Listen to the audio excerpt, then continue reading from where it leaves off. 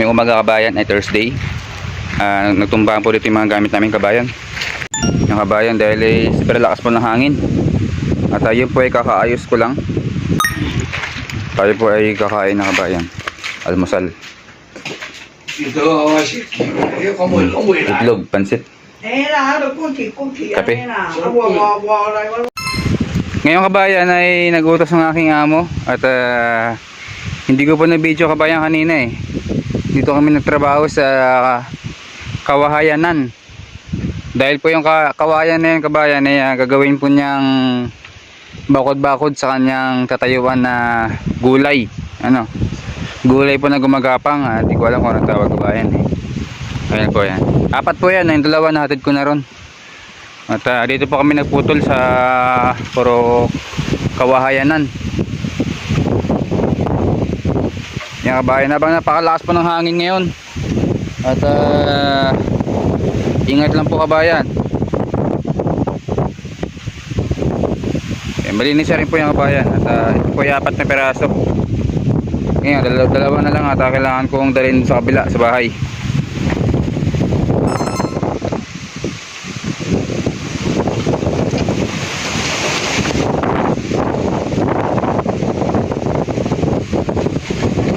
Dumating ang kaibigan na mangbubukod din.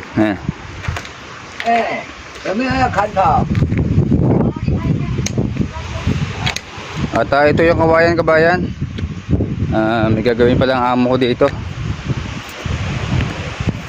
4 na peraso po yan. Ang isa ay hawak-hawak niya. Ayun, nagasumo. Sumo.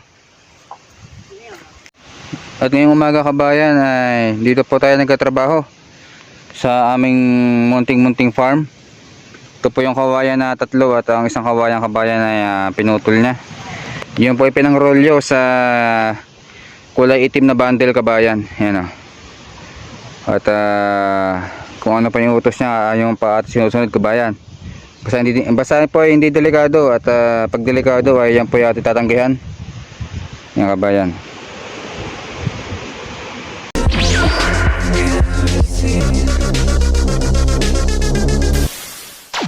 Tayo sa magandang hapon kabayan.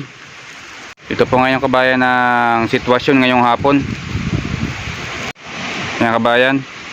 Ang oras po ngayon ay 3:49 at yun po ay naka-zoom in kabayan. Napakalakas po ng hangin. October 24 hapon.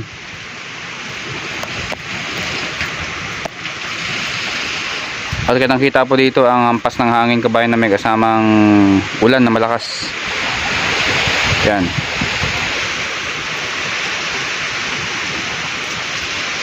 Pa tayo po ay nagkatrabaho dito kabayan. Nagkukuhay tayo.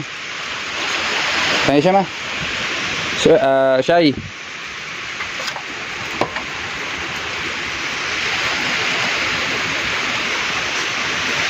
Yun o. At kabayan, katatapos ko lang maligo.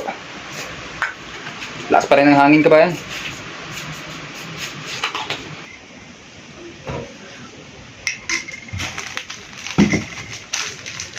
Ngayon ay gabi na at ganun pa rin ang sitwasyon. Sobrang lakas ng hangin kabayan at ulan.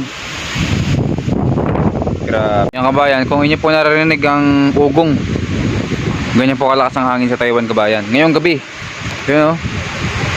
Grabe. Woo!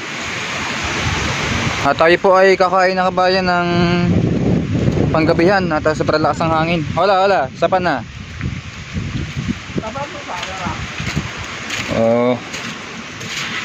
Ano bang pagkain? Hola. Noodles. Kain tayo. Sapan.